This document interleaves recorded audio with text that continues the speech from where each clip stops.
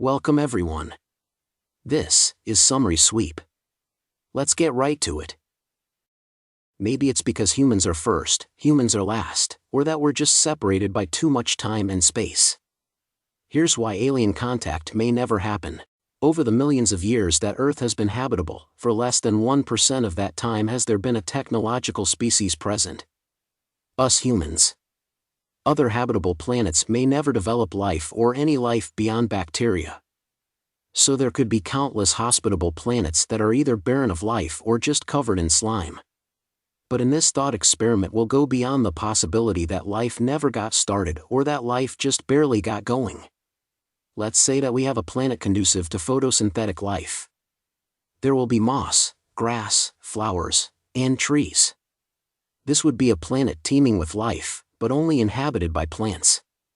A world covered in endless jungles and forests or some hemispheric combination of the two. No technosignatures would be coming from this planet.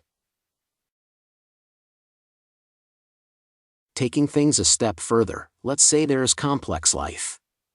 This planet experienced something equivalent to the Cambrian explosion like what happened here on Earth. There is complex life, long-lived, diverse and plentiful, but it's entirely of the aquatic variety. No technosignatures would be coming from this planet. Next on the evolutionary scale is life that has left the water and permanently, or at least primarily, resides on land. This is now a world populated by lizards and insects. They may also grow and diversify, but they remain cold-blooded and rely on their sun as the primary source of energy. These creatures don't develop higher intelligence, nor will they ever.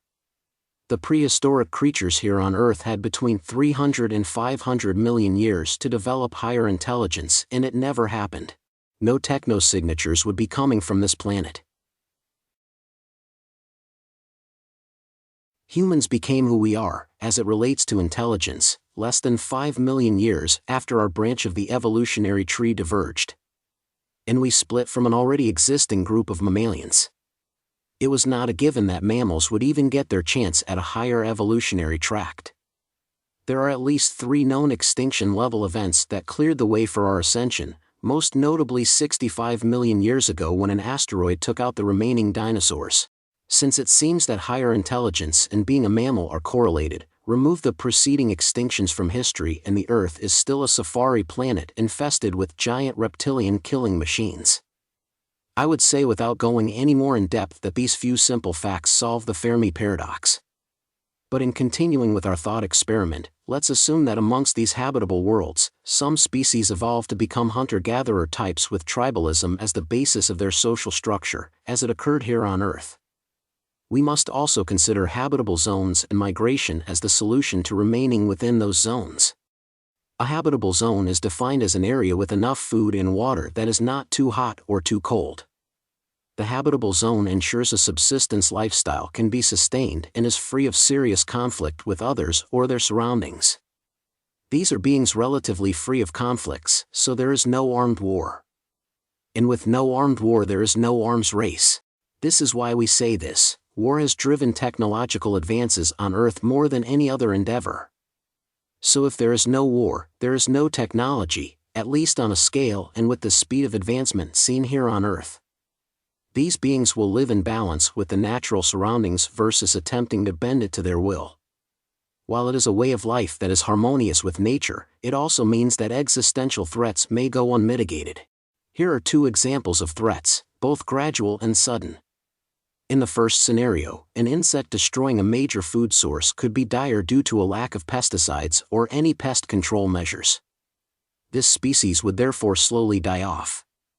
And in a more sudden scenario, a world-changing asteroid could be hurtling towards their planet, but they won't have the telescopes to see the threat approaching, nor the equipment to excavate and create the necessary subterranean shelters that could be stocked well enough to ensure species survival. So these beings also get wiped out.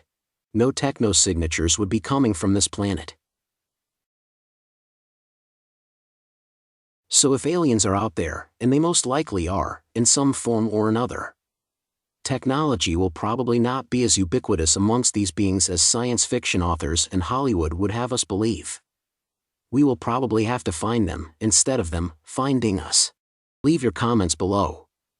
Subscribe and like. Until next time. This is Summary Sweep.